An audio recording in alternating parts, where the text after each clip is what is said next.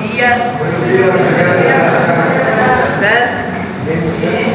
Bien, muy bien.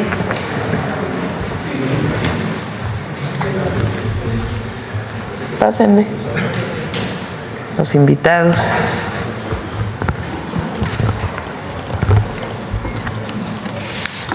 Bueno, hoy tenemos al secretario de Economía, Marcelo Ebrard, que nos va a dar una muy buena noticia. México rompe récord en inversión extranjera directa. Nos lo va a platicar. Y después está con nosotros la doctora Rosaura Ruiz, que es secretaria de Ciencia, Humanidades, Tecnología e Innovación. Está José Antonio Peña Merino, titular de la Agencia de Transformación Digital y Telecomunicaciones. El doctor Luis Antonio Salazar, director general del Instituto Potosino de Investigación Científica y Tecnológica. El licenciado Jorge Luis Pérez Hernández, coordinador nacional de infraestructura digital de la Agencia de Transformación. Y tenemos el agrado de tener aquí, nos da muchísimo gusto, al doctor Mateo Valero Cortés, que es director del Barcelona, bueno, lo voy a decir en español, director del Centro de Supercómputo de Barcelona, que vamos a firmar un convenio con ellos. Y también está Raúl Soto, director ejecutivo de Infotec, y Ulises Cortés, director de área de investigación en inteligencia artificial. Bueno, entonces la primera parte es Secretaría de Economía, y como parte del Plan México, por eso es algo que hemos venido trabajando juntos, es esta red de supercómputo que se va a desarrollar en nuestro país con una supercomputadora, la más grande de América Latina en México. Y vamos a iniciar, aunque ya hemos trabajado con ellos, con un convenio muy importante con el Centro de Supercómputo de Barcelona, en España. Bueno, entonces primero va Marcelo, luego va Jorge, y luego va Rosaura, y luego le pedimos al doctor Mateo Valero que nos dé sus impresiones y después firmamos el convenio. Adelante, Marcelo. Con su permiso, presidenta. Con su permiso, presidenta. Muy bienvenido, Mateo. Rosaura, saludo a todos los invitados. Muy buenos días. Bueno, 4 buenas noticias. La que sigue, por favor. Antes de entrar a las cifras, 4 buenas noticias. La primera, aumento de la inversión extranjera directa en México. Vamos a alcanzar récord histórico este último trimestre, de acuerdo al Registro Nacional de Inversión Extranjera. Vamos a llegar casi a 41,000 millones de dólares. Si comparamos, 41,000 millones de dólares es lo que llevamos este último trimestre. Si lo comparamos con 2024, creció 15%. Todas las expectativas es que no tuviéramos un crecimiento de ese tamaño. Quisiera yo detenerme un poco en esa primera noticia, que es muy buena, para explicarles por qué es tan importante. Porque significa, ese ritmo de inversión extranjera directa, significa que los inversionistas de todo el mundo están decidiendo invertir por México en mayor proporción a la que habíamos incluso esperado. Por eso es muy, muy buena noticia. De lo que más crece en esta cifra, casi 41,000 millones de dólares, comparado con el año anterior, ¿qué es lo que más crece? Nuevas inversiones. Pasan de 2,000 millones a 6,500 millones de dólares. Nuevas inversiones en el país. O sea que no son reinversiones, sino inversiones nuevas. Esa es la segunda muy buena noticia. Y bueno, pues si lo comparamos, aquí les puse desde el 2018 a 2025, la inversión extranjera directa en México ha crecido casi 70%. 69% para ser muy exactos. O sea, es un crecimiento constante, pero se está acelerando. Eso significa confianza en el gobierno de la presidenta Sheinbaum. Eso significa expectativa positiva en favor de México, porque de otra manera sería impensable tener esos números. Y eso consolida una tendencia, porque ustedes recordarán que el trimestre anterior también tuvimos muy buenos números. Bueno, pues vuelve a crecer. Entonces, creo que es muy buena noticia para nuestro país y felicidades, Presidenta. Bueno, la siguiente buena noticia que me pidió la Presidenta que les comparta, siguen creciendo nuestras exportaciones. Muchos pensaban que por la nueva circunstancia, porque tenemos, pues hay nuevos aranceles, etcétera, tendríamos dificultades en nuestras exportaciones. Siguen creciendo, México sigue creciendo en su ritmo de exportación al exterior, evidentemente. Entonces aquí les puse nada más la cifra de dónde, cómo ha ido creciendo, cuál es la tasa anual de crecimiento y cómo han pasado las exportaciones cada año hacia arriba, hacia arriba, hacia arriba. Ahí tiene ya un desglose. La que sigue, por favor. Bueno, y finalmente la otra buena noticia que me pidió la Presidenta que les diera es, ya se comentó, que vamos a ser la sede de APEC. ¿Qué es APEC? Es una organización de todos estos países. Les puse las banderitas. En resumen, pues está China, está Estados Unidos, está Canadá, está Corea del Sur, está Japón, está Australia, está México, está Perú, en fin. La cuenca del Pacífico. Significa el 61% del Producto Interno Bruto de todo el mundo. O sea, es la esfera económica más relevante del mundo.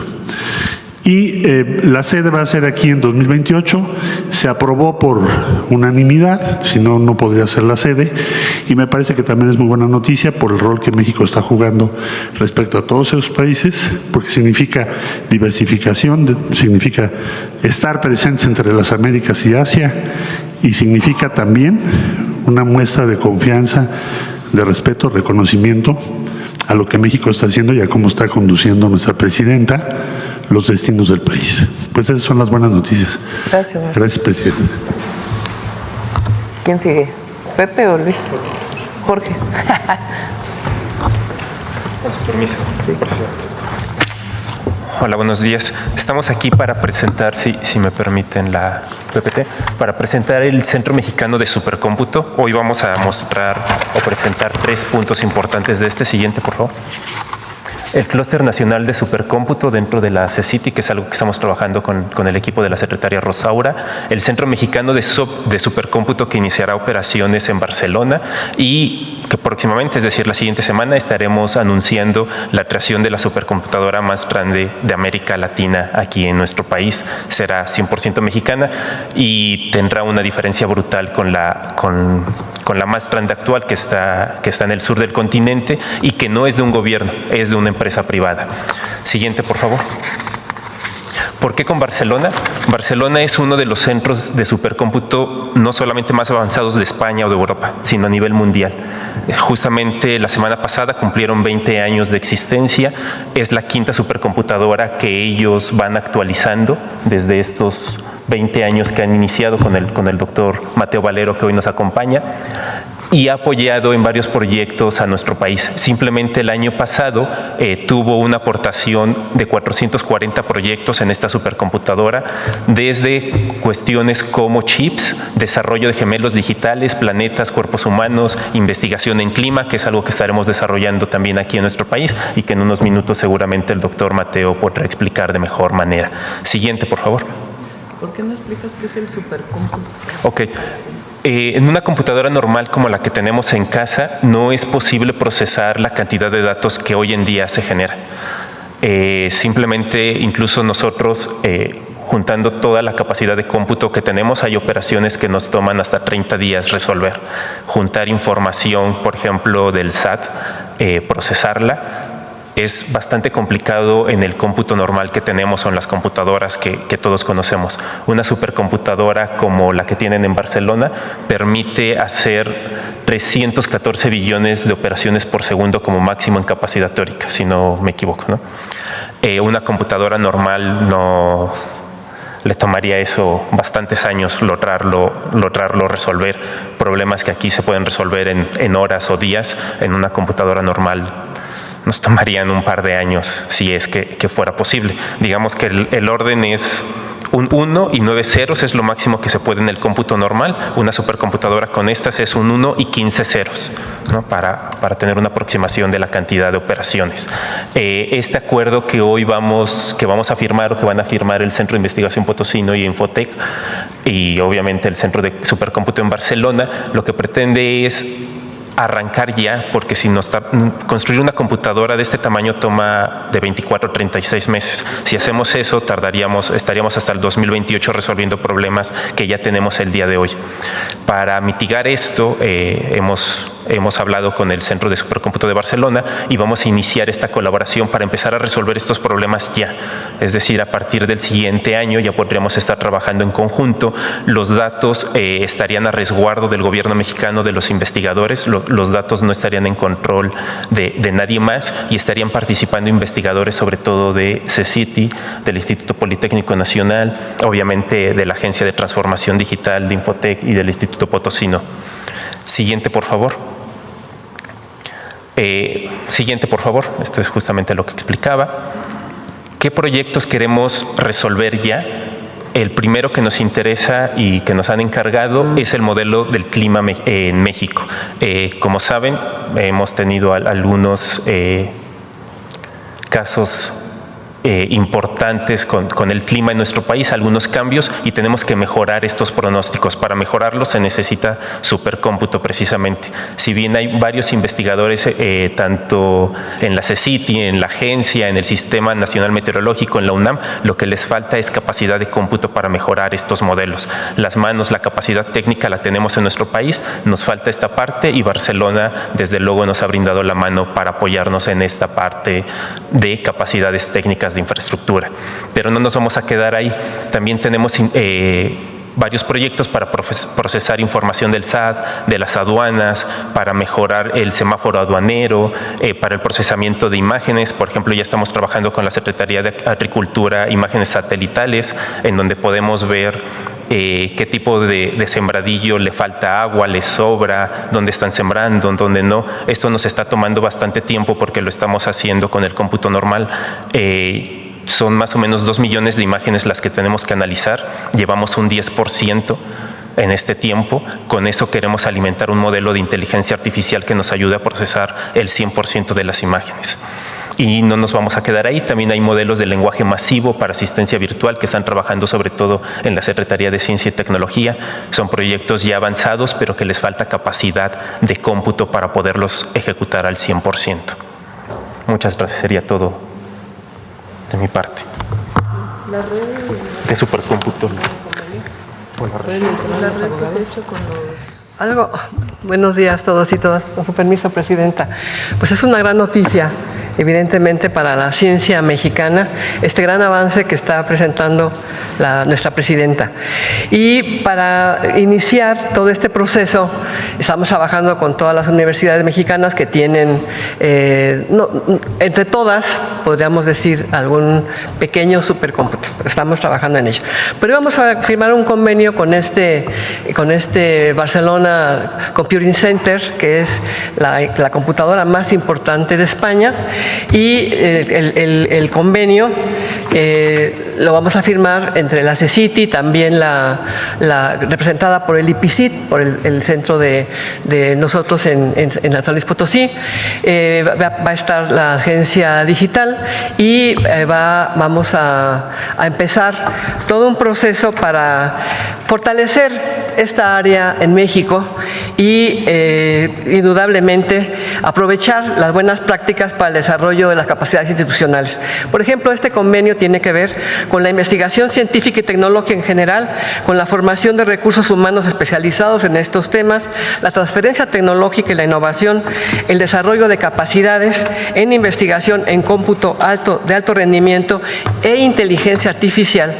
Algunas áreas de cooperación son el intercambio de conocimientos y buenas prácticas de gestión, operación y sostenibilidad de infraestructura de cómputo de alto rendimiento especializadas en inteligencia artificial, el acceso compartido a infraestructura de cómputo de alto rendimiento en ambas partes. Evidentemente, en este momento, pues ellos tienen la computadora que es la número 9, ya lo explicará Mateo, de Europa, y la 19 del mundo, ¿no? O sea, explicarán. O sea, es una computadora muy poderosa, y el acuerdo que estamos firmando es tener un grupo de investigadores e investigadoras en este campo del supercómputo y la inteligencia artificial en Barcelona, que es el sitio donde está esta computadora española.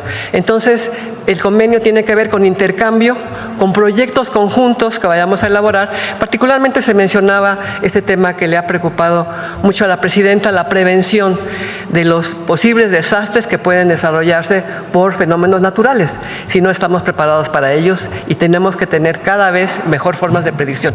Es entre muchos, en salud, en educación, en prácticamente todas las áreas. Por supuesto, el trabajo con las empresas también, pero en este momento lo que vamos a firmar es ese convenio con este centro para que todas las instituciones de México que están representadas en CECIT y en la agencia digital colaboren formemos más gente. Necesitamos formar mucha más gente, mandar allá postdoctorantes, doctorantes, etcétera, y en este momento podemos firmar el convenio. Pero que venga Valero.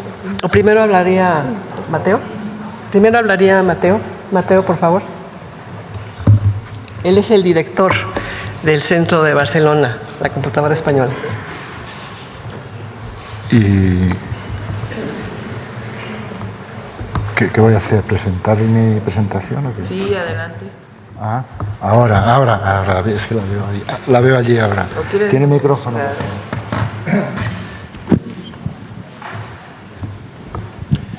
Señora presidenta, queridas Rosaura, Marcelo, Juan Luis, los que me conocéis sabéis que es un honor para mí venir a mi querido México. Es el viaje 110 y llevo con mucho cariño el águila azteca.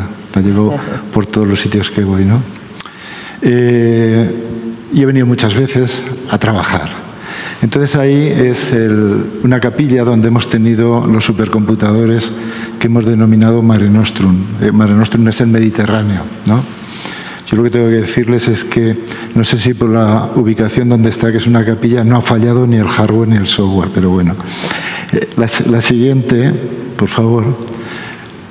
Anda, esta no es la presentación. No, es otra presentación. Bueno, da igual. No es la presentación.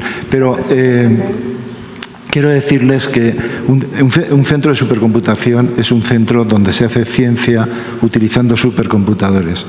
Y ya se ha dicho que es un supercomputador. Son las máquinas más rápidas del mundo haciendo ciencia, porque las más rápidas están en los data centers. ¿De acuerdo? Pero las más rápidas haciendo ciencia, sí, están en los centros de supercomputación. Le pongo a mis charlas un título aquí porque yo creo que el objetivo de la ciencia es hacer un mundo mejor.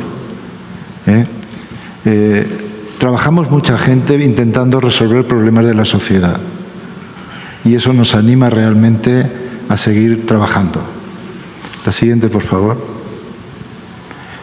Aquí lo que intento explicar es de que cómo se hace ciencia de muchas formas, pero en los centros de supercomputación tenemos computadores muy rápidos, tenemos ahora la ayuda de la inteligencia artificial, tenemos programas y tenemos personas.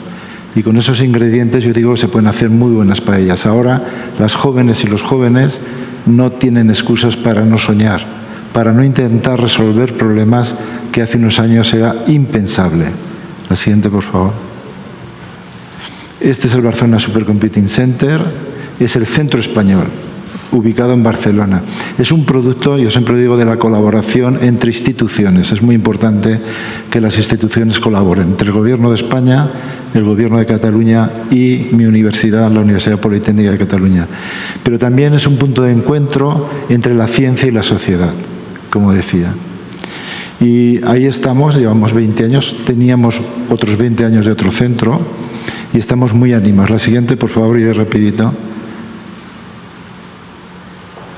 La siguiente. Este es el Mare Nostrum 5. Hemos tenido 5 supercomputadores. El Mare Nostrum 5 son 4 computadores a su vez. La segunda línea fue el número 8 hace 2 años, ahora es el 14. Los clasificaron ayer en San Luis, de los gringos, y la primera pues fue el número 19. Para ver cómo va la tecnología, el del Mare Nostrum 5 al 1 es 10.000 veces más rápido. 10.000 veces más rápido, desde el año 2004 hasta 2024. Y la otra cosa es que cada chip de los que hay aquí es 3 veces más rápido que todo el Mare Nostrum 1 que estaba en la capilla. La tecnología ha evolucionado a una velocidad tremenda. La siguiente, por favor. ¿Qué hacemos? Pues hacemos gemelos digitales. Y los gemelos digitales son muchos tipos de gemelos digitales. Son representaciones virtuales de aquello que queremos ver por primera vez o que queremos ver mejor y mejor. Por primera vez les diré que estamos haciendo el gemelo digital del centro de fusión, el ITER, porque nadie sabe cómo el plasma se va a comportar. Irá a 15 millones de grados. Tremendo. Pero el gemelo digital más importante que estamos trabajando en muchos centros de investigación es un gemelo digital del cuerpo humano. Tenemos ya la parte del gemelo digital, por ejemplo, del aparato circulatorio personalizado. Tenemos muchas partes. Gemelo digital importante, se hablaba antes del cambio climático. Para estudiar el cambio climático, el único instrumento que hay es un supercomputador. Tenemos gemelos digitales de las ciudades. Se ha hablado de la calidad del aire. En las ciudades, las smart cities no son más que calidad del aire y movilidad, y son 2 conceptos que están muy relacionados. Siguiente, por favor. Iré rapidito. Se ha hablado del lenguaje natural. Es nuestra obligación proteger nuestros idiomas. Todos que ustedes han tenido en México, todos los que tenemos en España, tenemos 4. Porque no podemos dejar esto en manos de Amazon o Google, porque van a decirnos cómo se van a construir las frases en el futuro, y eso lo tienen que decidir nuestros académicos. Este es un proyecto, Presidenta, que va a ir a la cumbre, y querríamos que nos ayudarais para hacerlo con México, Brasil y Portugal. Rosaura está detrás de ello, está muy animada. Siguiente, por favor. Hay una cosa que cuando uno mira los supercomputadores, todo el hardware es de los americanos. Esto no puede ser. Dependemos totalmente de ellos. Entonces, en el Barcelona Supercomputing Center tenemos un grupo muy grande diseñando chips, con la idea de que los siguientes Mare Nostrum, el 6, dentro de 4 años, tenga chips europeos. Aquí tienen ustedes algunos, y lo que tengo que decirles es que ¿dónde empezó la historia? Pues empezó aquí en el Politécnico, en el CIC, con 2 de mis doctorandos que están allá brillantísimos, el Luis Alfonso Villa y Marco Antonio Ramírez, ¿no? Y estamos haciendo ahora chips con Intel de 3 nanómetros, que es muchísimo. Adelante. Aquí están ellos, guapos. Adelante. Bueno, estaré acabando ya. Presidenta, nosotros somos un centro de investigación. No debemos olvidar la investigación. Y usted sabe que, como decía Mandela, a mí me gusta mucho decirlo, la educación es lo más importante porque nos alinea a todos, independientemente de nuestro origen, pero la investigación es el mecanismo que tenemos los países pobres como España para intentar hacer algo. Nosotros somos fundamentalmente un centro de investigación que publicamos en las mejores revistas y congresos. Somos 1.400 personas, 1.200 investigadores. Pero también tenemos que producir puestos de trabajo en nuestros países. Somos un centro que trabaja con las empresas, que les ayuda, y que además creamos empresas spin-off. Y esto lo hacemos bastante bien. En estos 20 años hemos traído 600 millones de euros de empresas competitivas, y cuando vienen es porque lo que hacemos les hace ganar mucho más dinero. El ejemplo más claro fue para Repsol, para decirles dónde pinchar en ambientes difíciles de obtener petróleo como es el Golfo de México. Ganaron centenares de millones de euros. Tenemos las spin-off y luego pasamos, la siguiente. Estas son las spin-off, pasamos. Bueno, empezaría aquí. Había otra slide de que en Europa es tan importante la inteligencia artificial. Yo digo que tenemos un centro de inteligencia artificial, Barcelona Supercomputing Center es un centro de inteligencia artificial, que tenemos la suerte de tener máquinas muy poderosas. Por lo tanto, podemos hacer investigaciones, desarrollos tecnológicos que en otros sitios no los pueden hacer. Y Europa se ha dado cuenta también de eso y además de los centros de supercomputación ha establecido una política de tener AI, factorías de inteligencia artificial y gigafactorías. El BSC también tendrá una AI Factory y estamos luchando por la Gigafactory, que son máquinas más potentes que las que tenemos. Con México, ¿qué les voy a decir? Yo vine a mi querido México en el 95, colaborando en proyectos europeos con el CIC. De hecho, pues junto con el profesor Ulises Cortés, pues ayudamos a definir el SIC en el Politécnico, ¿no? Y no hemos parado de venir. Y aquí ya se han nombrado, hay 4 proyectos grandes en los que hemos colaborado. El anterior.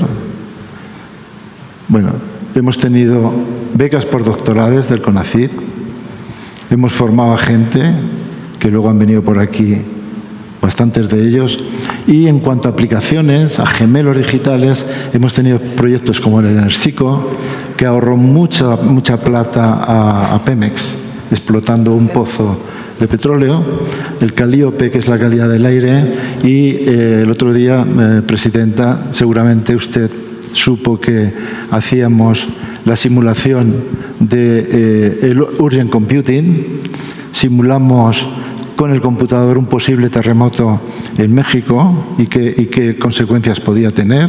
Son máquinas prodigiosas y resulta que nos han dado el premio en el Congreso de Supercomputación que hay ahora en San Luis, nos han dado el premio a la colaboración entre México y el BSC. La siguiente, este es Ciudad de México, el Calíope, estoy acabando ya.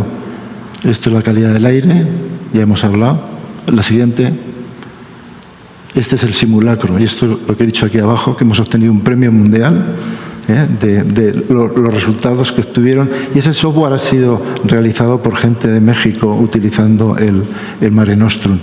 Las posibilidades de utilizar estos supercomputadores con la inteligencia artificial son enormes para un país. La siguiente ya, el Enersico, un proyecto de energía. Y esta es la última. Perdón si me he extendido, pero me gustaría haber estado 2 horas explicando realmente más cosas. Decirles que hay un tema muy importante. Hace unos años se decía que el país que no computa no compite, ¿no? Eso más o menos era verdad. Ahora hay una cosa mucho más fuerte. El país que tenga el cálculo, computadores y datos propios podrá hacer cosas que de otra manera se las harán y no será soberano. Y por eso es muy importante tener estas máquinas que se dedican a la inteligencia artificial, a la supercomputación, tener gente preparada y resolver problemas para la sociedad. ¿Para qué? Para hacer un mundo mejor, como he dicho, que es el objetivo para mí de la investigación. Muchas gracias. Gracias, Mateo. ¿Quieres comentar del...? Si regresamos a la primera slide de la presentación previa, solo para recapitular, como parte del Plan México, es un programa de supercómputo mexicano que, como explicaba Jorge, nos permite resolver problemas públicos, también privados, que requieren una capacidad de computación pues muy elevada y que nos permitan además hacerlo en un tiempo bastante reducido. La semana siguiente anunciaremos la creación de la supercomputadora más grande de América Latina, que será una supercomputadora mexicana.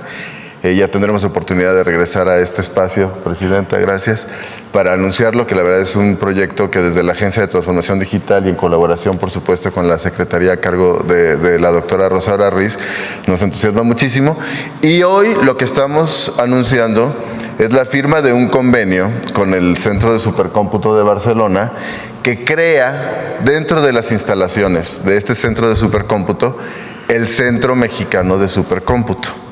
Es decir, en paralelo, en lo que vamos a crear esta supercomputadora que anunciaremos, ya vamos a poder empezar desde enero a poder utilizar capacidad de cómputo, y estamos de verdad muy agradecidos, para poder ir resolviendo algunos temas que por instrucción de la presidenta Claudia Sheinbaum pues resultan apremiantes, como es el tema, por supuesto, de predicción meteorológica. Entonces, el convenio que hoy se firma es justamente para crear en Barcelona el Centro Mexicano de Supercómputo. Es, la verdad, un esquema de colaboración único, intensivo, que incluirá, por supuesto, a cargo de la Secretaría de Ciencia, Humanidades, Tecnología e Innovación y de la Agencia de Transformación vía Infotec, que especialistas mexicanos, investigadores mexicanos, vayan a Barcelona con total soberanía en términos del manejo de los datos y puedan ya ir utilizando la capacidad para ir resolviendo problemas, reitero, públicos y apremiantes. La verdad es un momento, es un paso histórico en términos de la capacidad de cómputo y supercómputo en México. Estamos muy agradecidos y ya les daremos el detalle de la computadora, supercomputadora mexicana la semana que entra. Sería eso, Presidenta. Muchas gracias. Adelante. Vamos a firmar el convenio. Marcelo, todos ven. Los invitamos a todos.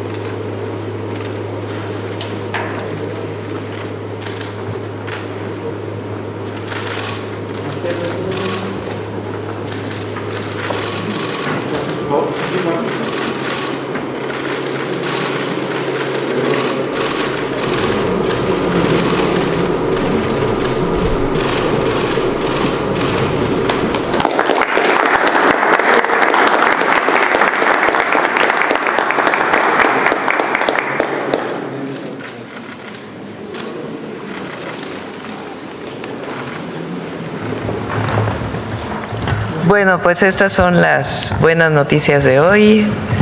Rompimos récord en inversión extranjera directa y, si recuerdan, en los 100 puntos que presentamos en el Zócalo cuando llegamos al gobierno, hay un punto que dice hacer de México una potencia científica. Hoy por hoy no podríamos, además obviamente de los grandes investigadores, investigadoras, científicos, científicas que hay en México, para poder dar un siguiente paso, pues necesitamos capacidad de cómputo, que se puedan procesar los datos mucho más rápido. En eso hay supercomputadoras en México, en la UNAM, en el CICES, en Ensenada y en muchas otras universidades. Todas esas supercomputadoras, que son pequeñas comparado con lo que tiene Barcelona o con lo que queremos construir, también las vamos a conectar. Mientras tanto, esta firma es importantísima. Fíjense, para poder analizar los datos de clima, para hacer predicciones meteorológicas, si tuviéramos una red de supercómputo podríamos analizar los datos mucho mejor y poder predecir mejor, entre otras muchas cosas. En lo que se construye la supercomputadora en nuestro país, que va a dar un impulso enorme al desarrollo de México y a la capacidad científica y tecnológica de nuestro país, nos abren la puerta en la supercomputadora de Barcelona. Ya habíamos tenido con ellos muchos convenios, pero ahora nos abren la puerta para que investigadores e investigadoras mexicanas se vayan allá un tiempo, que por cierto han pasado muchos mexicanos por la supercomputadora de Barcelona, pero nos abren la puerta para tener ahí un espacio, el Centro Mexicano de Supercómputo allá, en lo que lo construimos aquí, y podemos comenzar a procesar un montón de información que, como bien dijo Jorge o Pepe, nos lleva meses y meses poder tener información relacionada con muchos temas en nuestro país. Entonces, mientras tanto estamos allá, uno de los grandes temas es clima, meteorología y otros temas que vamos a desarrollar con ellos, y ya la próxima semana les vamos a presentar lo que es la supercomputadora mexicana, que vamos a iniciar su construcción el próximo año. Bueno, pues estas son las buenas noticias del día de hoy. Vamos del tema a ver del tema. Adelante. Sí, tú. Ajá. ¿Yo? Sí. Muy buenos días. Berta Alicia Galindo, alcanzando el conocimiento y el regreso de Donald Trump. Pues, Presidenta, la felicito porque, bueno, pues esto ya es un paso muy importante en la política científica. Pero bueno, también quisiera preguntarle, pues, cómo han mencionado también a la iniciativa privada, cómo la van a tomar en cuenta. La semana pasada, la secretaria Rosaura Ruiz, en el evento de inteligencia artificial en Santa Fe, pues le hice un llamado a todos los empresarios para justamente que se sumen a todas estas iniciativas y cómo piensan sumarlos, porque bueno, pues también se necesita de la iniciativa privada. Por otra parte, también le quisiera preguntar al secretario Marcelo Ebrard, bueno, pues de su visita en la APEC, es un logro que también la APEC se celebre aquí en México, y bueno, pues también hay desafíos para el TEMEC. En una reunión en donde estuvieron ellos en el TEMEC, también los empresarios decían, bueno, hay asuntos con las universidades, asuntos burocráticos que no podemos trabajar con ellos. ¿Cómo van a resolver estas burocracias que los centros de investigación y las universidades por muchos años han tenido para trabajar como parte de la innovación, como hacer las cosas más rápidas, como se necesitan para un desarrollo más rápido? Y bueno, también la caída de la industria manufacturera. Y ayer el secretario de Economía decía que bueno, México necesita una política industrial muy fuerte. Bueno, ¿cuáles son los pasos? Bueno, estos son mis temas. Sí, bueno, en la primera pregunta, este es un centro público y es muy importante. Las empresas privadas, hay grandes empresas telefónicas, por ejemplo, que tienen sus propias computadoras, sus centros de datos, pero es muy importante que México tenga un centro público, una supercomputadora pública, que está al servicio de la gente, del desarrollo del país, de la investigación científica, del propio gobierno, de gobiernos estatales y también de la iniciativa privada, que si quiere desarrollar algo, pues pudiera llegar a contratar al centro de supercómputo que tendríamos más adelante. Eso por un lado, pero es importante que haya un centro público, que el Estado mexicano, más allá del gobierno, y la comunidad científica, pues tenga acceso a una computadora que permita el desarrollo de nuestro país. Ahora, hay mucha relación con la iniciativa privada en muchos temas. Por ejemplo, también en la construcción de centros de datos en México. Recientemente estuvo aquí también el secretario de Economía y una empresa que está instalando un centro de datos en Querétaro. Y hay muchas solicitudes para instalar centros de datos.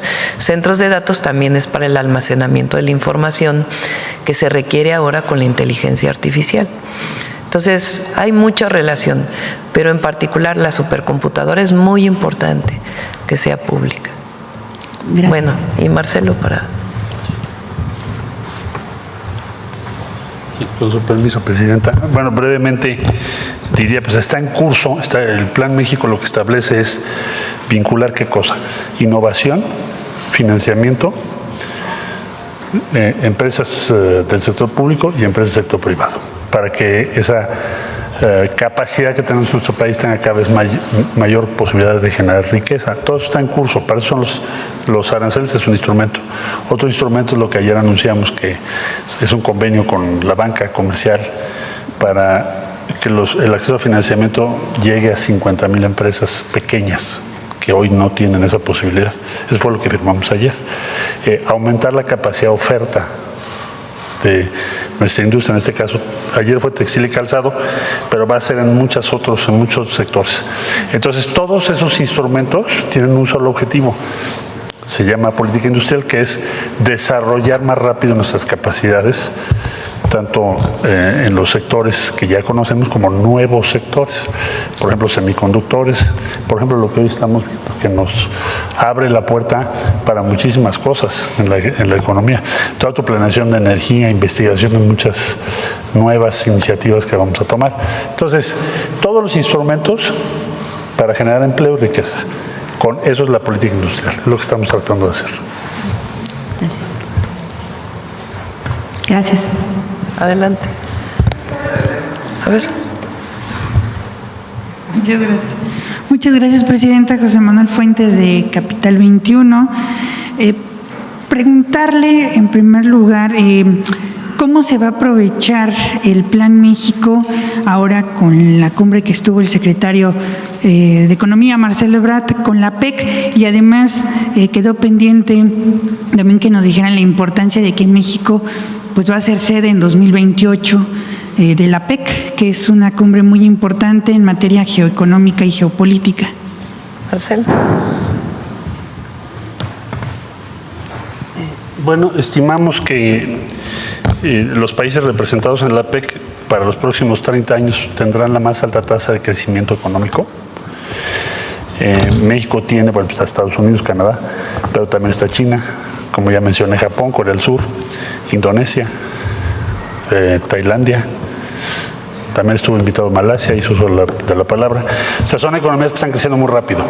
México tiene con Vietnam, México tiene tratados comerciales con algunos de ellos de manera importante y con otros no, pero somos como un puente somos el principal socio de Norteamérica y somos uno de los principales socios también de varios de esos países, por ejemplo de Japón, de Corea del Sur, de China, en fin, de varios países. Entonces vamos a ser como un puente, es la presencia de México en el ecosistema económico que va a crecer más en los próximos años. Por eso es muy importante que la sede sea aquí. Nosotros vamos a proponer, la presidenta de México va a proponer cuáles van a ser los temas que se van a tocar. Vamos a tener 3 reuniones previas, ministeriales, con el sector privado también, también están las iniciativas de inteligencia artificial. México acaba de presentar su propuesta, me preguntaron ayer sobre eso, sobre el laboratorio nacional que presentó nuestra presidenta. Estamos en los temas, es ponernos a la vanguardia, ser activos, decir, vénganse para acá, vamos a dialogar, vamos a crecer juntos. Eso es lo que nos instruyó la presidenta, es la actitud de México. Secretario, y aprovechando que está ¿Sí? Con la palabra, preguntarle si los países como Corea del Sur y China no se acercaron a hablar con usted sobre el tema de los aranceles. Incluso vimos que se tomó una foto con el presidente Xi Jinping. No me hizo mención a eso, fue más bien mandó un muy cálido mensaje a la presidenta Sheinbaum, le dio mucho gusto que México estuviera presente y más que nada la conversación fue sobre la invitación a participar en la sede que ellos van a tener de APEC en el año siguiente es Vietnam, no es China y luego sigue Vietnam. Entonces el año entrante será en China, ellos son la sede de APEC y pues nos hizo la invitación de que los acompañáramos. Esa fue la conversación, pero sí fue muy amable y muy cálido. Con Corea también, muy amables y desde luego que siempre hay temas de diferente naturaleza, pero no fue un tema central o importante en esas conversaciones el asunto de los aranceles que pues México está presentando en su Congreso, está en discusión. Más bien lo que les interesó mucho es que México sea la sede, que tenga interés de ser la sede, y los mensajes a la presidenta de México que yo vi muy positivos, de todos los países, porque también hablé con Indonesia, Malasia, Corea, por supuesto, pues era el anfitrión, los Estados Unidos, Canadá, el primer ministro, en fin, Xi Jinping, toda la comunidad internacional tiene un gran reconocimiento por nuestra presidenta y lo que está haciendo México. Ahí lo pude yo constatar. Muchas gracias. Gracias. En otro tema, Presidenta, preguntarle su opinión sobre esta publicación que hizo la presidenta de Morena, Luisa María Alcalde, en donde mostró pues unos contratos a un joven que se califica como apartidista, Edson Andrade, que es uno de los principales impulsores de la marcha de la generación Z. Y fue contratado por Acción Nacional, el PAN, en febrero de 2025 por 2.106.810 pesos, dividido en 12 pagos. Y la presidenta de Morena dice que qué coincidencia esto después de que el propio presidente del PAN, Jorge Romero, pues señaló que a la oposición pues solamente le faltaba pues la violencia. Pues muy interesante, ¿no? Muy interesante la publicación de ayer de Luisa María. Mucha información para que se analice por todas y por todos. Porque también se hizo público, Presidenta, que uno de los presuntos agresores, Alberto González Mancilla, pues que es uno de los detenidos por esta generación de violencia, pues también fue identificado como delegado regional del Consejo Nacional del PAN en la Cuauhtémoc. Muy interesante, para que todas y todos lo analicen, para documentar. Por último, Presidenta, también preguntarle, yo sé que ayer fue el tema, pero el tema del Mundial me quedó la duda de cómo participará la Secretaría de las Mujeres en el Mundial, si tendrá una participación.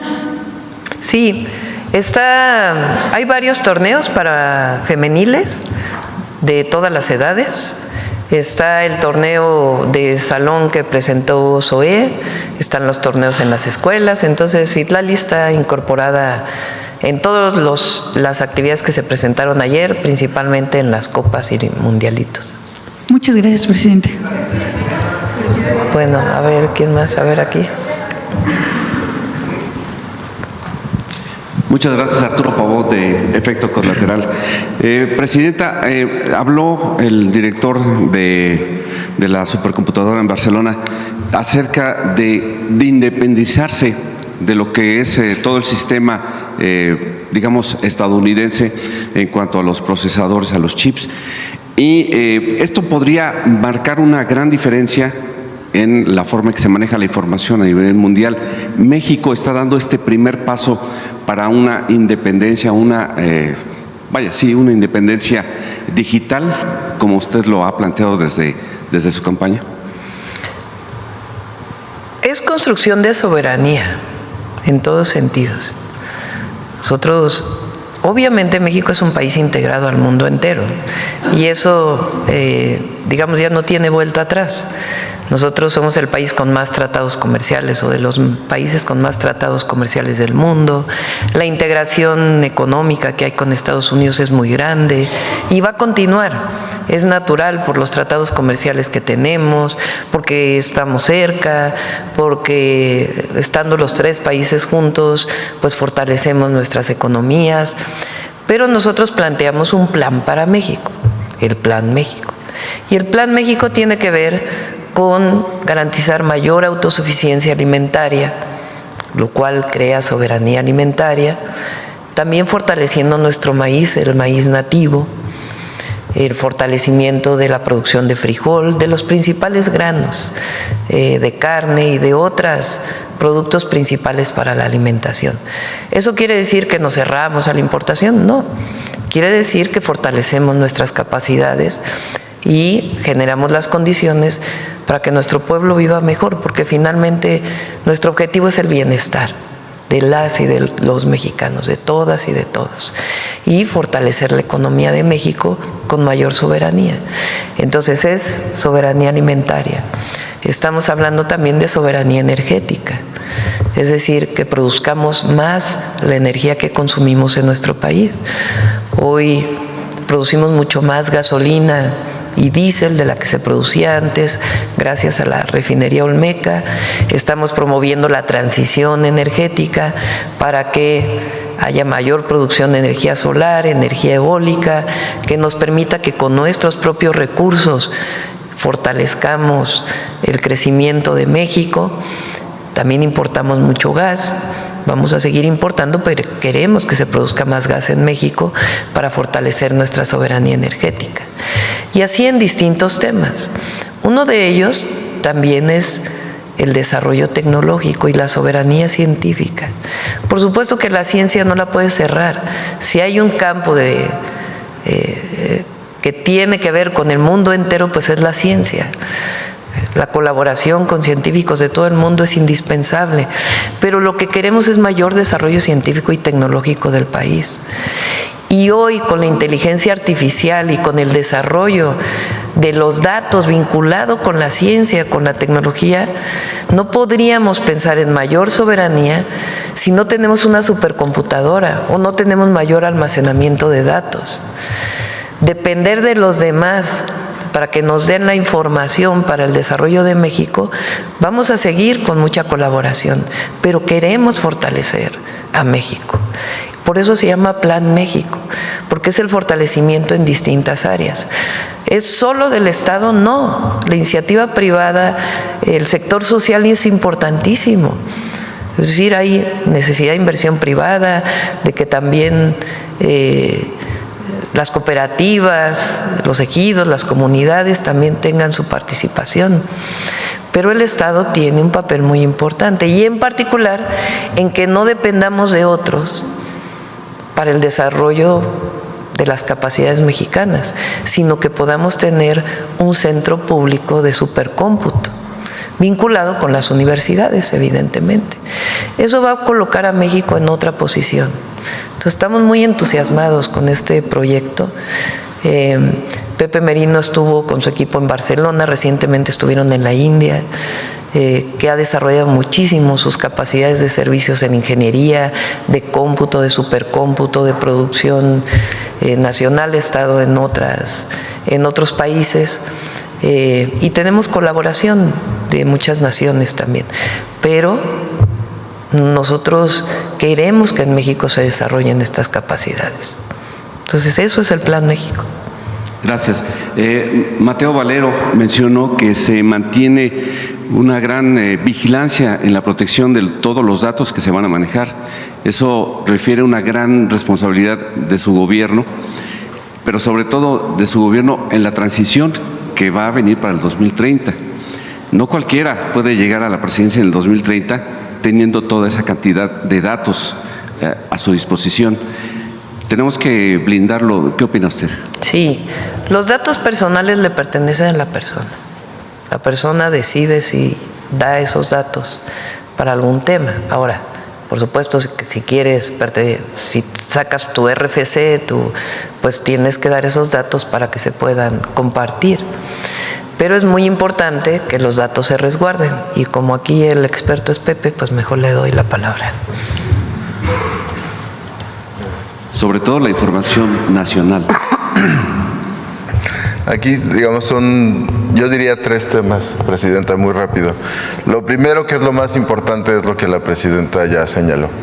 Los dueños de los datos personales son las personas y son quienes deciden solicitar que estos datos se compartan, si por ejemplo están haciendo un trámite o están tramitando un crédito, en fin, lo que sea, con públicos o privados, pues que tengan la capacidad de poder decidir sobre quién ve qué información para acceder a qué servicio o qué trámite.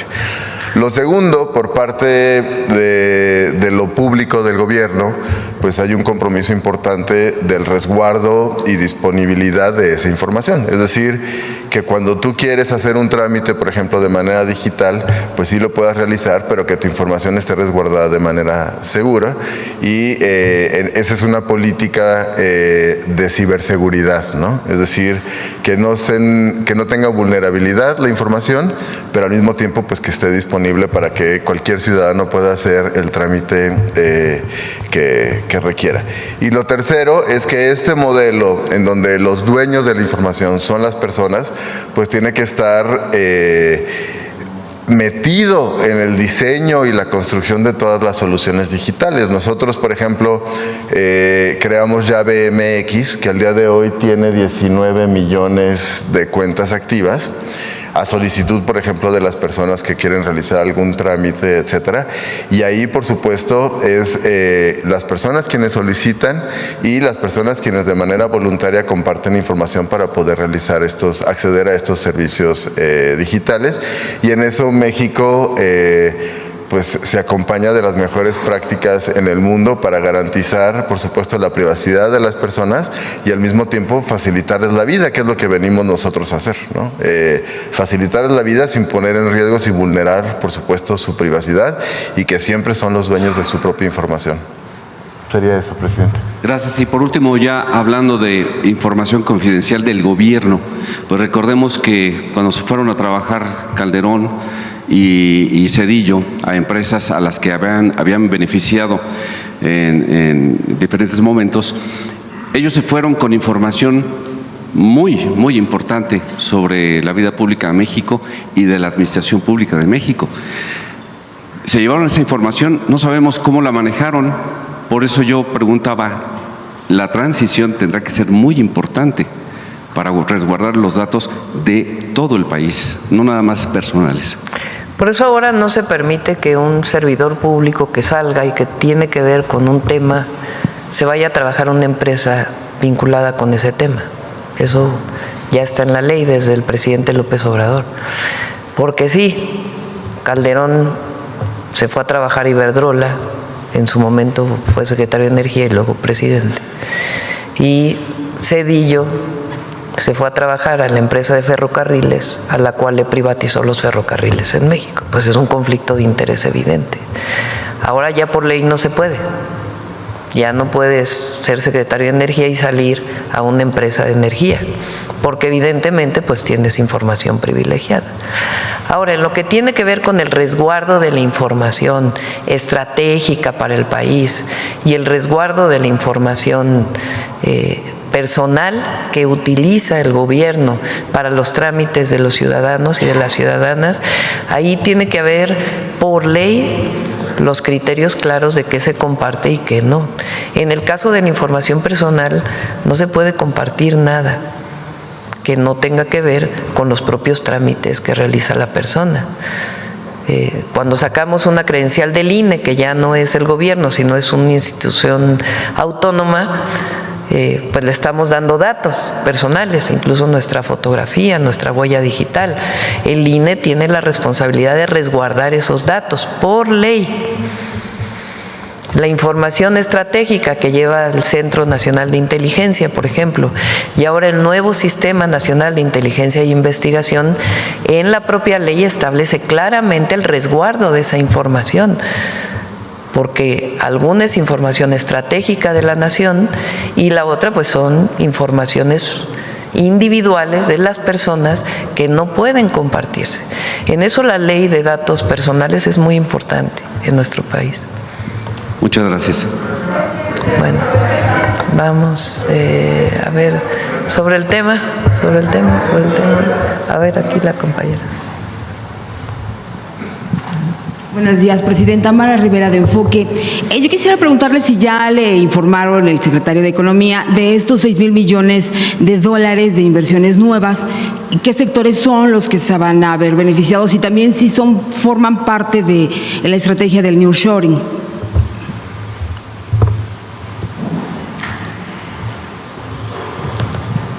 Bueno, tengo algunas limitaciones legales de las, no te puedo dar los nombres de las compañías, pero sí te puedo dar los sectores principales. Tengo, en primer lugar, energía. En segundo lugar, son inversiones vinculadas a centros de datos. Primero, energía, centros de datos. 3, obras de infraestructura. Y 4, sector financiero. Son las que tengo registradas en este periodo del que estamos informando. Tienen que ver con la expansión, la llegada a México o primeros arribos de lo que podríamos llamar una nueva economía que está centrada en datos, inteligencia artificial y energía, porque está muy vinculado uno con el otro.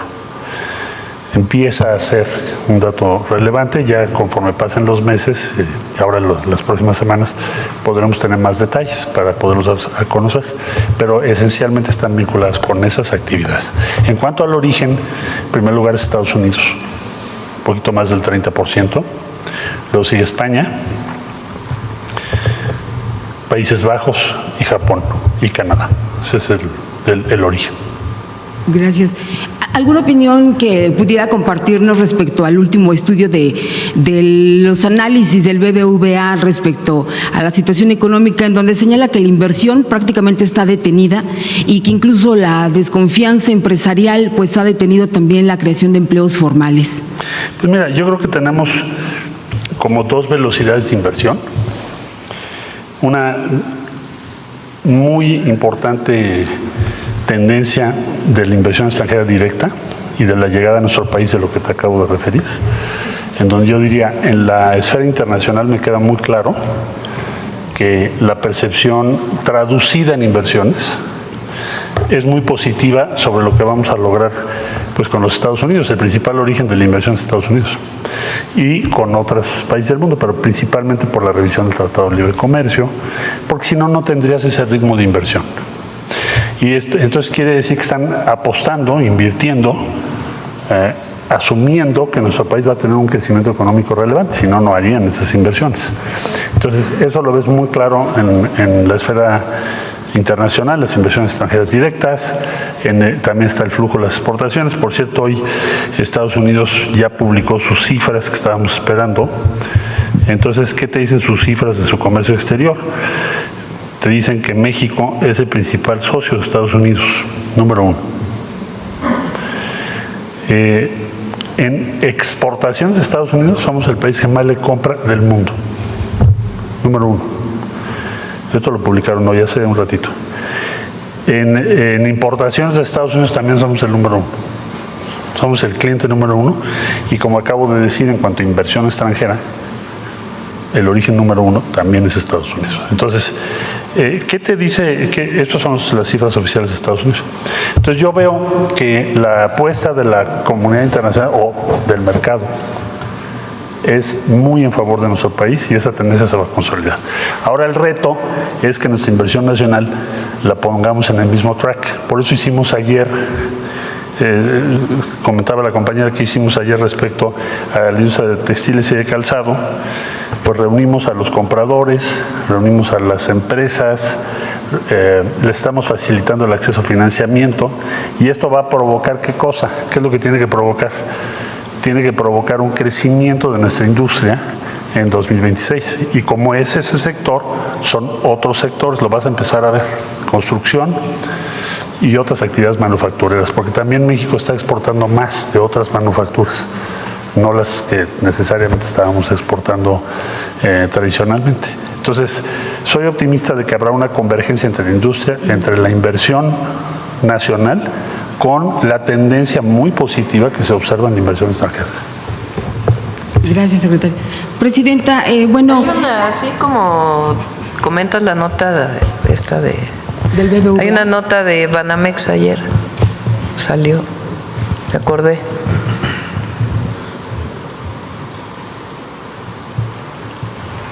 También hay, no solo salió Banamex, salieron otros bancos con una expectativa muy favorable para México. Ahora que lo comenta, Presidenta, también ellos adelantan que podría autorizarse este incremento a los mínimos del 11%. Hay también organismos, bueno, primero preguntarle si usted iría por ese porcentaje, ya porque se está en mesa de trabajo con las empresas, con la representación de los trabajadores. Yo me comprometí a que en campaña a que el salario mínimo tenía que llegar a 2.5 canastas básicas, porque eso garantiza disminución de la pobreza. Entonces, pues tiene que ir en ese marco y de manera muy responsable. Siempre se habla con Hacienda, Hacienda habla con Banjico para que se hagan las expectativas, si hay expectativa de inflación o no, con el aumento a salario mínimo, se ve el impacto que puede tener en las empresas, en fin, se hace todos los análisis, no es así a dedo de qué se me ocurre ahora, sino en un trabajo muy técnico y pensando siempre en las y los trabajadores mexicanos. Por supuesto. También le quería yo comentar respecto a esto que organismos como el IMEF ayer precisamente señalaban que hay un riesgo latente que si llegara a darse un aumento a los mínimos por arriba de la inflación esperada, esto provocaría prácticamente efectos inflacionarios de los que no se quieren. Habría dinero para adquirir productos, habría dinero por parte de la clase trabajadora, pero en donde ellos ven un riesgo es en la productividad, que no habría productividad deseada para alcanzar las expectativas de ese dinero que estaría fluyendo. Entonces, se ha demostrado que si aumenta el salario, aumenta la productividad. Eso es número uno. Número dos, en la Constitución ya está establecido que el aumento al salario mínimo tiene que ser mayor que la inflación. Pues eso ya no está a discusión. Y número tres, hay mesas de trabajo. O sea, no se decide unilateralmente. Se trabaja con el Consejo Coordinador Empresarial y con los sindicatos para poder establecer un aumento que garantice mejor calidad de vida para las y los mexicanos y que no genere problemas en la economía. Este señalamiento de que no habría bienes producidos, entonces digamos que es, pues no sé si alarmista o no tan certero, que pudiera poner en riesgo pues lo que se ha alcanzado respecto al cierre de la brecha. Pues no sé bajo qué salarial elementos hayan planteado esta declaración. Lo cierto es que se hace por consenso. Todos los aumentos al salario mínimo han sido por consenso y pues nosotros siempre buscamos que sea el mayor posible, porque le ha ido muy bien a México con el aumento al salario mínimo, muy bien. Porque la expectativa son 3.96 de la expectativa de inflación, entonces podríamos esperar que los mínimos estén todavía por arriba, quizás no el 11, bastante, pero sí arriba más, del 3.96. Sí, bastante más. Eso es lo que nosotros esperamos sacar de la mesa, porque todavía hay espacio. Ok. Presidenta, pues también hubo El salario mínimo hoy al mes en la frontera es mayor, ahí sí hay que revisar para que no pierda competitividad también la frontera norte.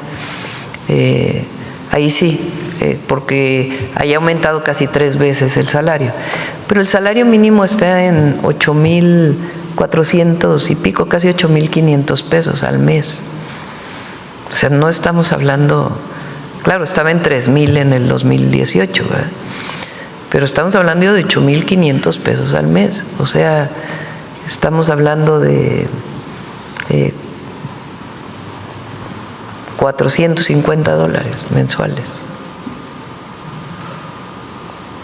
Ayer el acuerdo del PASIC, que tiene una canasta básica distinta, se mantuvo con los empresarios, los comercializadores, que además les agradecemos mucho, se mantuvo en 910 pesos. Esa es la canasta semanal. Entonces, si lo multiplicas por 4, son 3,200. Quiere decir que de un salario mínimo, si solo trabajara una persona en el hogar, pues prácticamente la mitad se va solo para alimentación. Entonces, por eso es importante pensar en las familias mexicanas, en aquellas que ganan un salario mínimo. Ahora recuerden, por ejemplo, que nuestro programa de vivienda es justamente para los que ganan 1 y 2 salarios mínimos, para poder dar acceso a la vivienda a los que más lo necesitan.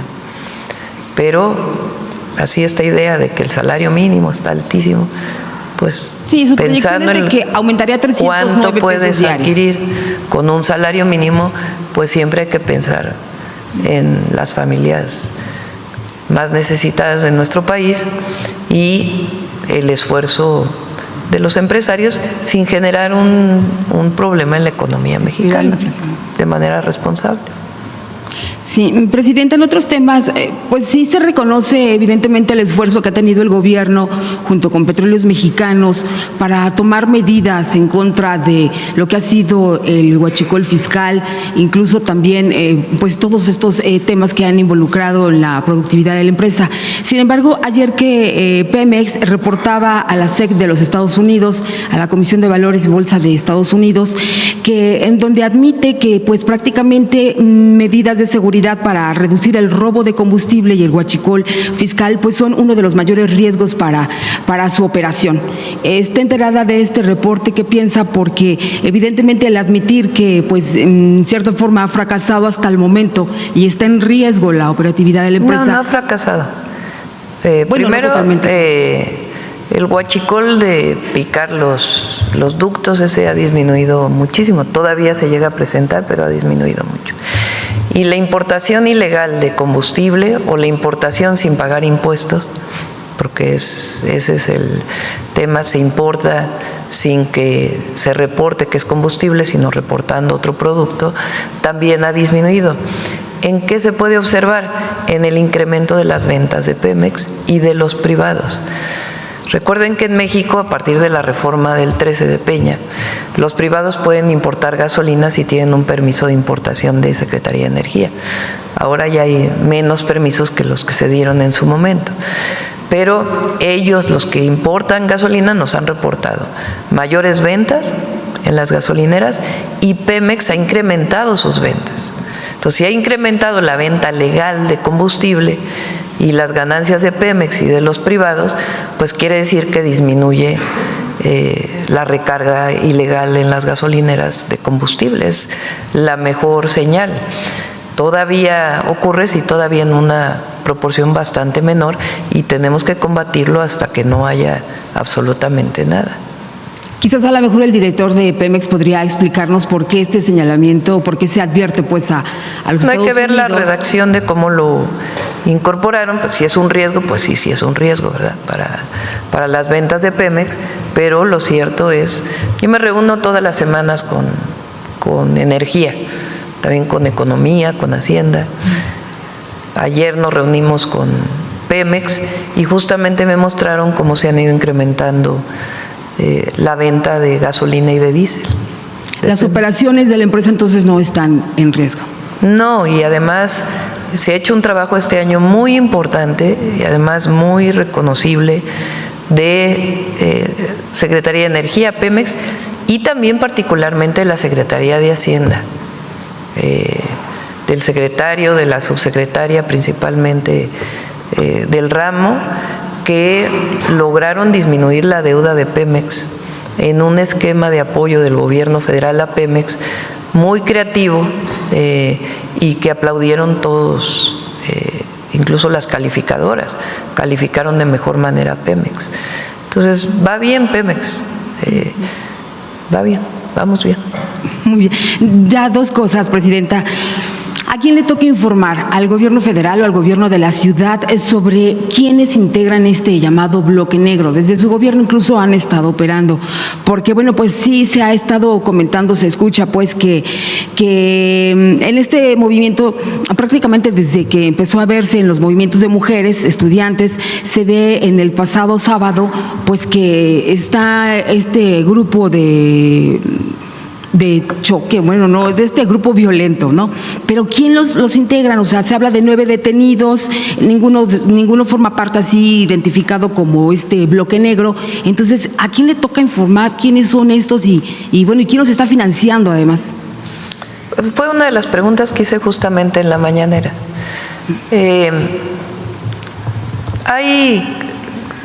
Ya tiene un tiempo desde que fui jefa de gobierno, que hay grupos que se cubren la cara, se ponen de negro y generan actos violentos. Algunos utilizando artefactos pues muy peligrosos. Y ahí pues se hicieron en su momento las investigaciones, se llamó a declarar, porque pues todo tiene que ser en el marco de la ley. Yo creo que lo que vimos el sábado, y por eso hice el llamado a la Fiscalía de la Ciudad de México y al propio Gabinete de Seguridad que es importante que se investigue quiénes y cómo generaron estos actos de violencia, porque además estos golpes que hicieron a la policía de la Ciudad de México en algunos casos fueron de gravedad. Entonces, tiene que investigarse porque finalmente es un delito, más allá de una protesta social. Entonces, tiene que investigarse. Y ¿quién tiene en este caso que llevar el proceso de investigación? La Fiscalía de la Ciudad de México, y si solicita ayuda, pues obviamente se le apoya con el Gabinete de Seguridad.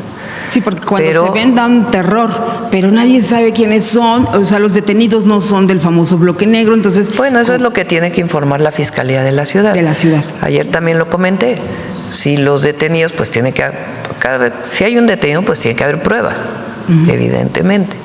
Y el delito, pues tiene que corresponder a las pruebas que se tienen, ¿verdad?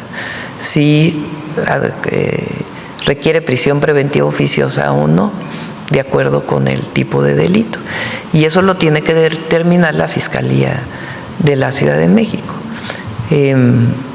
No hay, eso sí se puede decir claramente, no hay ni persecución política, ni represión. Si hubo una mala actuación de policías, pues tiene que ser sancionada, pero no es un asunto ni de represión, ni de persecución política, porque nosotros no estamos de acuerdo con eso.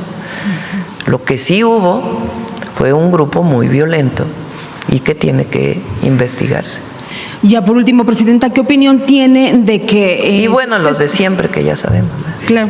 Se está haciendo una convocatoria en las redes sociales para que el 6 de diciembre se efectúe una marcha, pero ahora apoyándola a usted. O sea, ¿qué opinión tiene respecto a será conveniente o no, es importante o no? Porque por parte de los convocantes, pues consideran que debe también quedar clara la manifestación a su favor y que hay aceptación. ¿Qué piensa usted?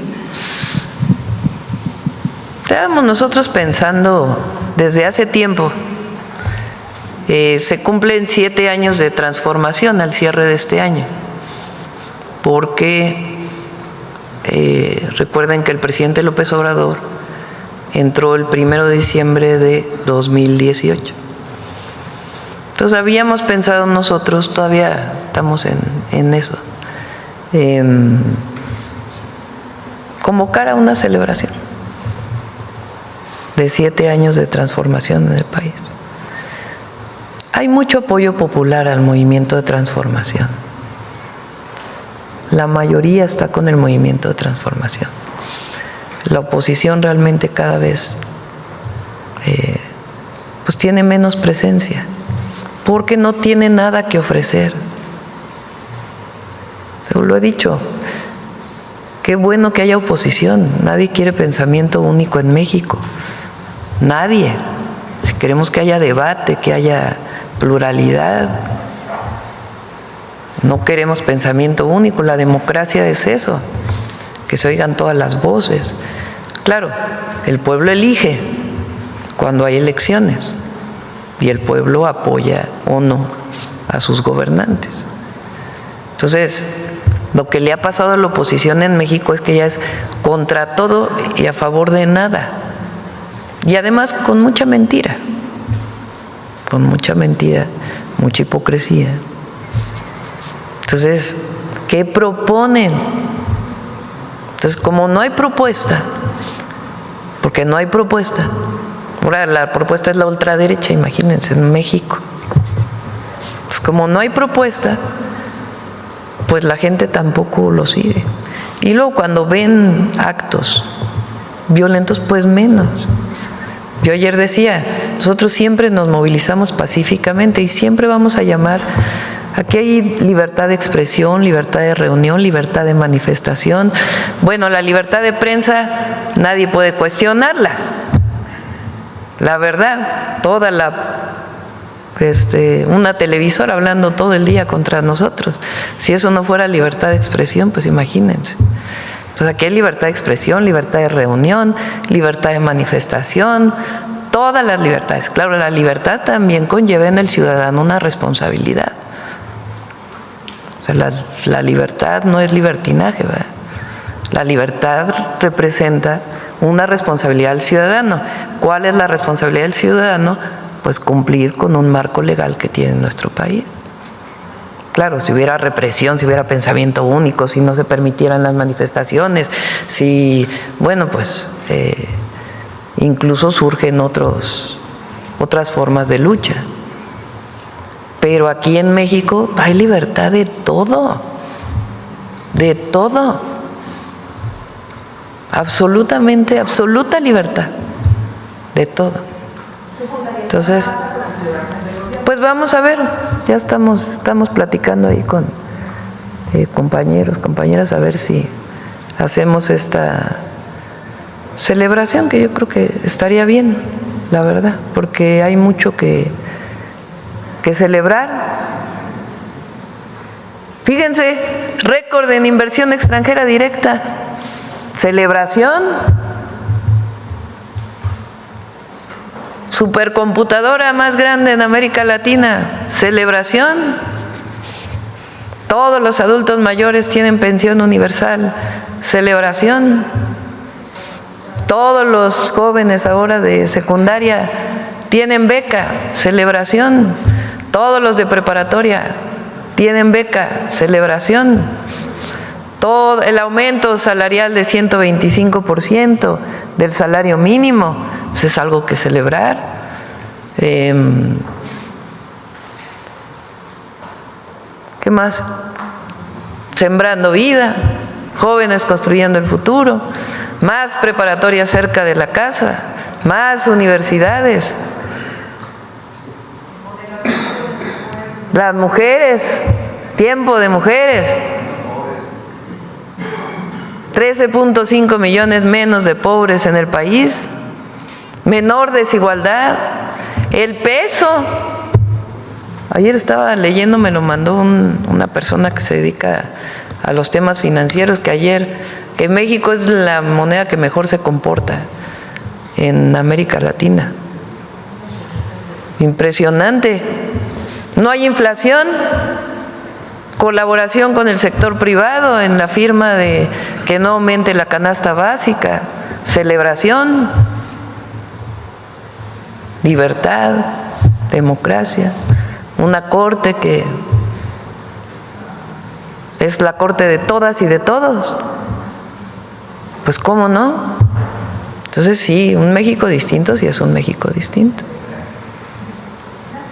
Sí. Y hay problemas también. Claro que hay problemas en México, pero para eso estamos, para trabajar todos los días para el bienestar de la gente y la paz y la tranquilidad.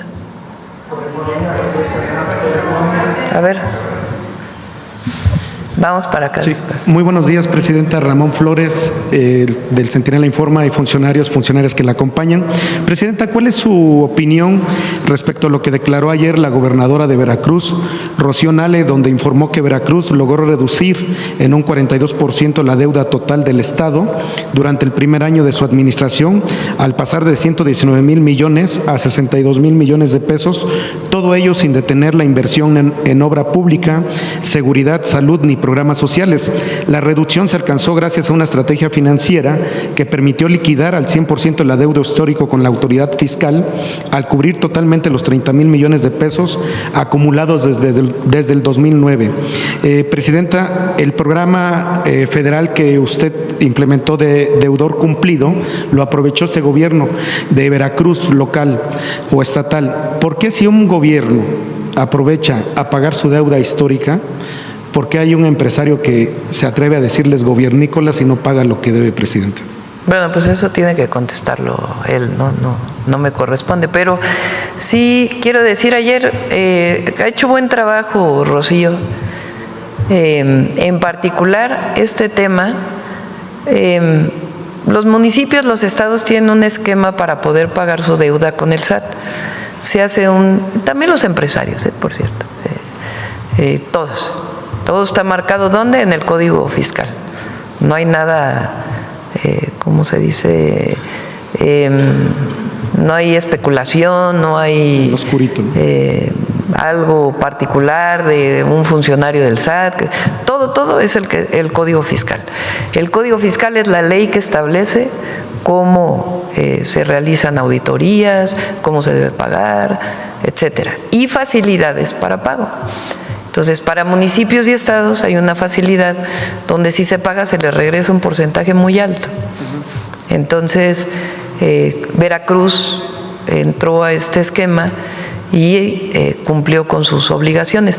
También con el ISSSTE, me informó Martí ayer, que también tenía Veracruz una deuda muy grande con el ISSSTE y también pagó y se hace beneficiario de de este apoyo financiero. Entonces, qué bueno, la verdad. Felicidades a Veracruz. ¿Va a seguir apoyando a los veracruzanos con las obras y lo que está pasando? Sí, ahí se está haciendo un puente en el puerto de Veracruz. Hay una inversión mixta para, ahí en Poza Rica, la planta de fertilizantes de Escolín. Se está trabajando para echar a andar todas las plantas de petroquímica, de Pemex. Se va a hacer obras carreteras, está el puente de Coatzacoalcos, obviamente lo que se está haciendo en los puertos, sí, y la repavimentación, y ahora pues recibió un apoyo muy importante las familias veracruzanas después de las lluvias en el norte de Veracruz, y viene toda la etapa de reconstrucción. Por cierto, ¿ya tiene fecha para la segunda etapa de donde les van a entregar el segundo apoyo que había mencionado su gobierno? Ya está, ya se entregó. Ah, ¿ya se entregó? Ya se entregaron todos los apoyos. Fíjense, decían que no, llovió, que dónde está el Fonden, porque eso fue porque luego levantan además una tendencia, ¿no? En las redes sociales, como si fuera la realidad, y no, pues es virtual, ¿no? La mayoría, porque hay mucho bot, mucho robot, en fin. Pero ya lo anunciamos, estuvieron aquí a distancia los 5 gobernadores y ya se entregaron todos los segundos apoyos. Fue una inversión de 7,600 más o menos, si mal no me acuerdo, millones de pesos, 7,000, que se entregaron a un mes de las lluvias.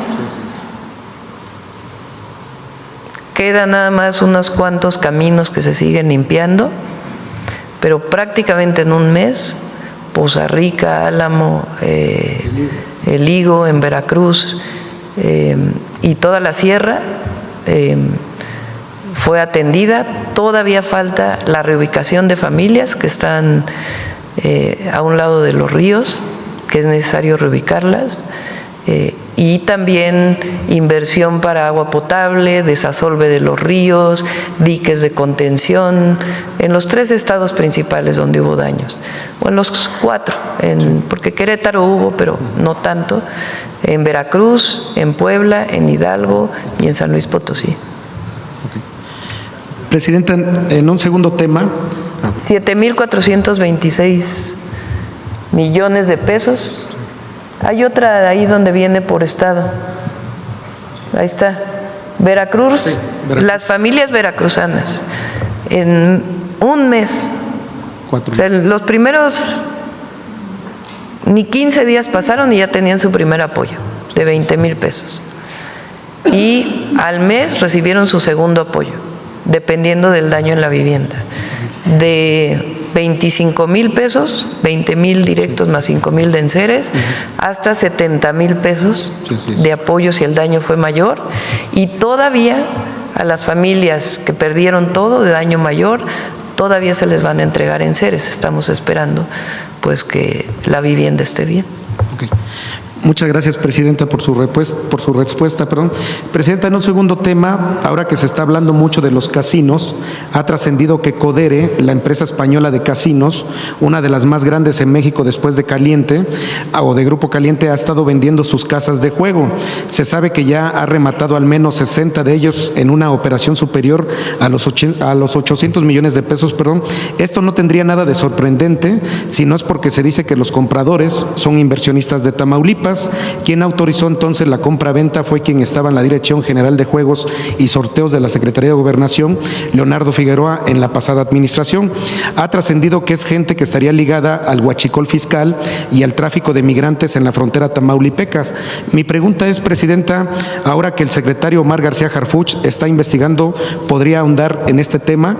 Y en este mismo tema, con 78 años sin cambio alguno en la ley de juegos y sorteos, ante los avances tecnológicos, ¿se requiere de una reforma para evitar el lavado de dinero y una mayor recaudación de impuestos, Presidente? Bueno, no tengo yo la información que tú tienes en la nota que das, que se investigue por Gobernación, que es quien da los permisos, y si hay algún delito, pues que sea el Gabinete de Seguridad o la propia Fiscalía. Sí se va a cambiar la ley, lo hemos platicado aquí, y la idea es que también se participen, porque hay muchas empresas de juegos y sorteos que cumplen con la ley. Entonces la idea es que se actualice, más que grandes cambios, es la actualización. Hoy hay mucho juego por internet. Cuando se hizo la ley en internet había. Entonces ahora que hay tanta plataforma de apuestas, pues es importante que se regule todo eso. Entonces Rosa Isela, la secretaria de Gobernación, está trabajando en ello. Muchas gracias por su respuesta, Presidente. Bueno, ya vámonos. 9:15. A ver, la compañera nada más y ya cerramos. Mañana todavía. ¿Quieren que haya conferencia mañana? A ver, vamos a ponerlo a votación. Porque de todas maneras vamos a dar el discurso del 20 de noviembre. A ver, levante la mano quien quiere que haya conferencia mañana. Bájenla. Para que vean que somos democráticos aquí. Mañana en la tarde vienen diputados y senadores. Les quiero agradecer por la aprobación del paquete económico. Hoy vienen gobernadores porque estamos con el IMSS Bienestar. Entonces vienen a alguna reunión del IMSS Bienestar. Bueno, a ver, ¿quién dice que mañana no haya conferencia? Que no haya. Bueno, lo voy a pensar. Adelante. Gracias, Presidenta. Buenos días. Shaila Rosagel, corresponsal del Grupo Gili, El Imparcial de Sonora, La Crónica de Mexicali y Frontera de Tijuana. Presidenta, preguntarle si tiene información sobre la presa Puerta del Sol, si quedaron etiquetados recursos para ejercerse en 2026. No sé si tenga conocimiento de cuánto quedó etiquetado en el presupuesto. Yo había revisado y por parte de Semarnat había una partida de 1.500 millones para ejecutarse en 2026, pero no sé cómo quedaría ya al final en la Cámara. No sé si tenga conocimiento si quedó etiquetado este recurso. Y además de la consulta... ¿Para qué empresa dice? Para la presa Puerta del Sol, que forma parte del sistema de presas. ¿De Sonora? Ajá, de Sonora. Es justo lo que hemos platicado aquí. O sea, se tiene que hacer primero una consulta ciudadana. Están los recursos, pero tiene que haber una consulta ciudadana para pues garantizar que todo el mundo está de acuerdo.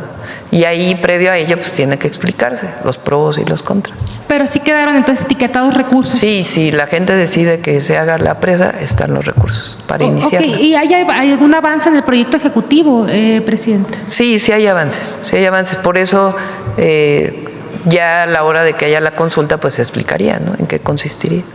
Ok, Presidenta, muchas gracias. También había informado que en este mes tenía previsto visitar los pueblos del río Sonora. No sé si se mantenga esta visita que realizaría. No sé si nos va a dar tiempo para noviembre.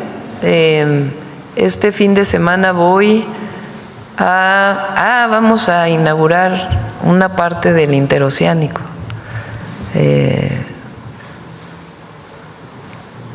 a ver si me recuerdan. Bueno, dependiendo si mañana hay conferencia. Si no, el viernes les doy toda la información. Inauguramos una parte del interoceánico.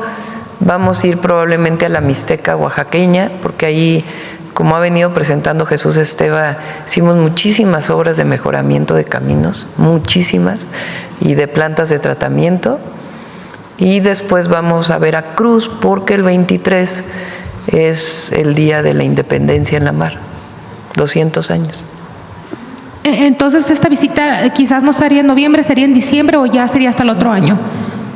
Todavía no tenemos planeado el último fin de semana. Había quedado de ir a Coahuila con las familias de Pasta de Conchos en noviembre, entonces probablemente vayamos a Coahuila y ya pues todavía no definimos a qué otros estados. Gracias, presidenta. También preguntarle, se va a cumplir un año de la aparición aquí en México de la plaga del gusano barrenador, ahora creo que es el 25 o 24 de noviembre.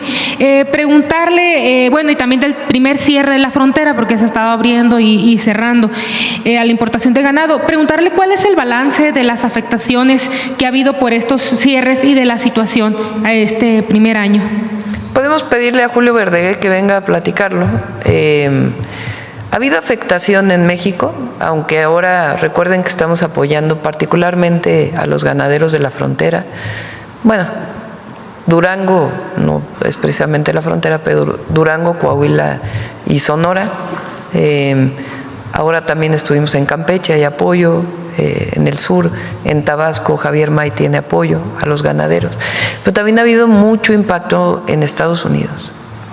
El incremento del precio de la carne ha sido importante justo por el cierre de la frontera.